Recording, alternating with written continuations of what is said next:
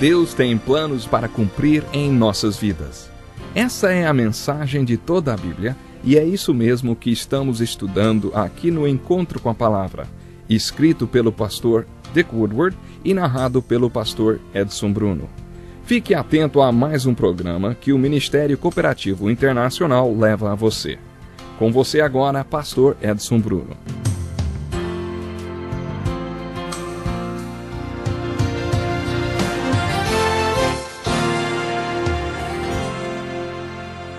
É simplesmente maravilhoso poder estar chegando mais uma vez até você com o Encontro com a Palavra, um programa de estudos de toda a Bíblia.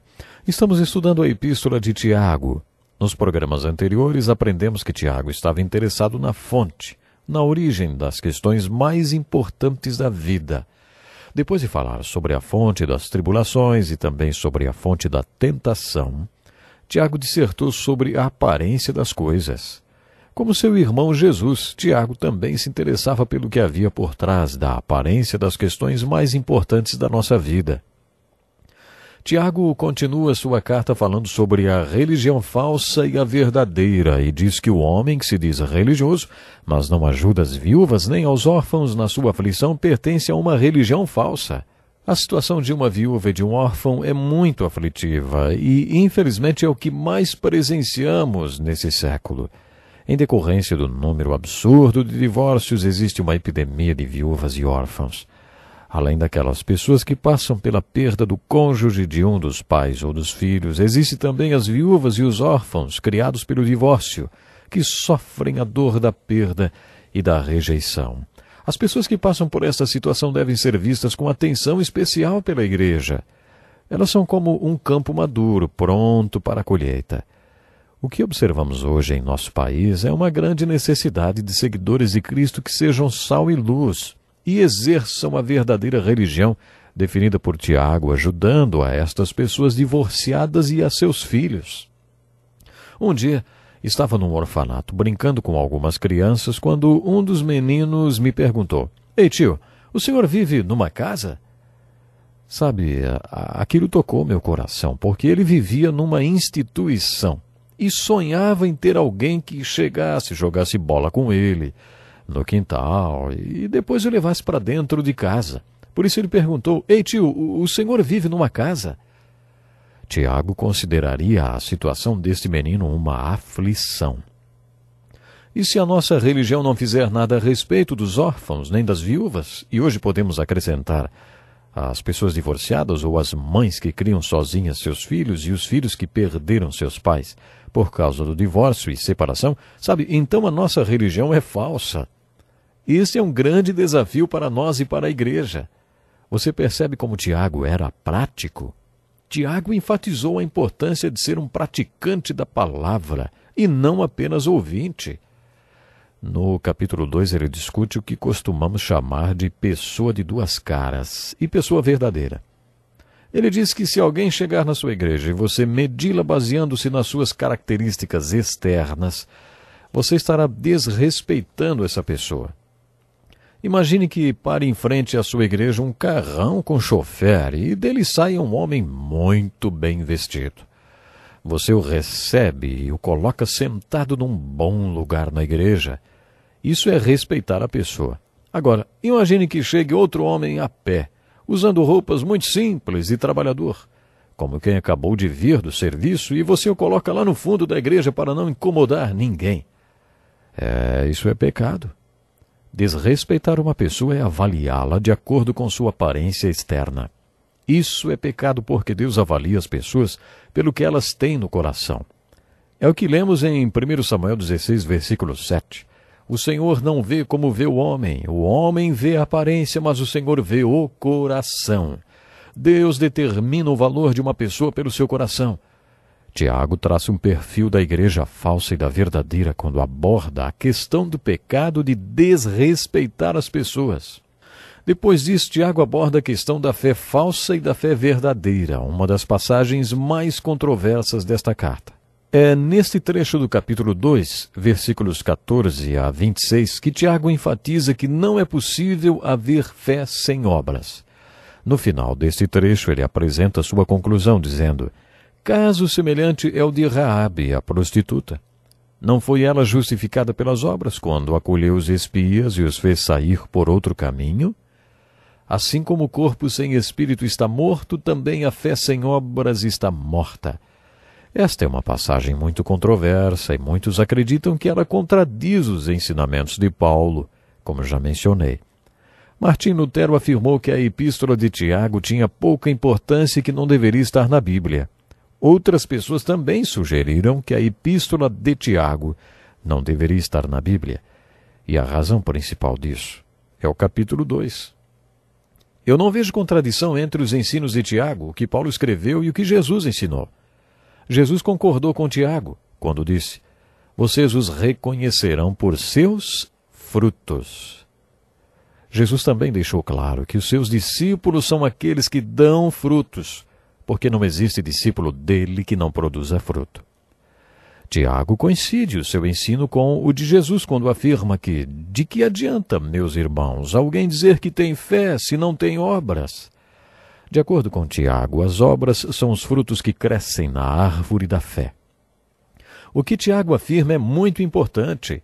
Alguém já disse: a fé sozinha pode salvar, mas a fé que salva nunca está sozinha. Acho que esta frase resume muito bem o que Tiago está dizendo. A fé sozinha pode salvar, mas o ponto que Tiago destaca é que a fé que salva nunca estará sozinha.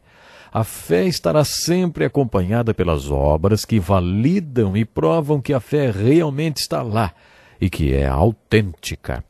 Enfim, podemos ver que os capítulos 1 e 2 da Epístola de Tiago tratam das fontes e sequências da salvação. Para apresentar essa tese, Tiago fala da fonte e sequência da tempestade. Por tempestade, Tiago se refere àqueles problemas que invadem nossa vida, os quais Deus pode transformar em bem e nos fazer crescer, se reagirmos a eles com a sabedoria e a graça que Deus nos dá.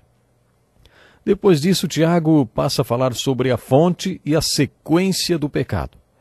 Tiago afirma que Deus não é a fonte do pecado e que não existe nada de bom no pecado. Ele acredita que você precisa entender como o pecado começa e como funciona, para que encontre uma solução para o problema do pecado. Ele apresenta esta solução: a salvação. Tiago passa a apresentar a fonte e a sequência da salvação. A fonte e a sequência da salvação envolvem a palavra de Deus, o Espírito de Deus e o novo nascimento. O Espírito Santo é o agente de Deus e a palavra de Deus é o agente do Espírito Santo. A palavra de Deus é a semente incorruptível, ou o esperma, que cria vida espiritual em nós e nos dá graça para superarmos o pecado e seus problemas. Por isso, Tiago enfatiza tanto a importância de buscar e obedecer a palavra de Deus. Quando Tiago inicia o capítulo 3, podemos dizer que ele começa a falar da fonte das forças, as forças que nos salvam e as forças que nos derrubam. Ele quer que entendamos essas duas forças. Tiago parecia estar preocupado com a fonte das forças por trás da aparência, da superfície de tudo. No capítulo 3, Tiago enfoca as fontes da disciplina. Traçando um perfil da personalidade de Tiago, observamos que ele enfatizava a disciplina espiritual que nos possibilita caminhar na fé. Neste capítulo ele fala de como devemos disciplinar nossa língua. Ele fala sobre o cavalo ou o navio que através de um controle tão pequeno tem seus rumos guiados. Da mesma forma, o homem tem sua vida controlada pela língua, um órgão tão pequeno. Tiago ainda acrescenta que a única maneira de disciplinar alguém é conseguindo disciplinar ou controlar sua língua.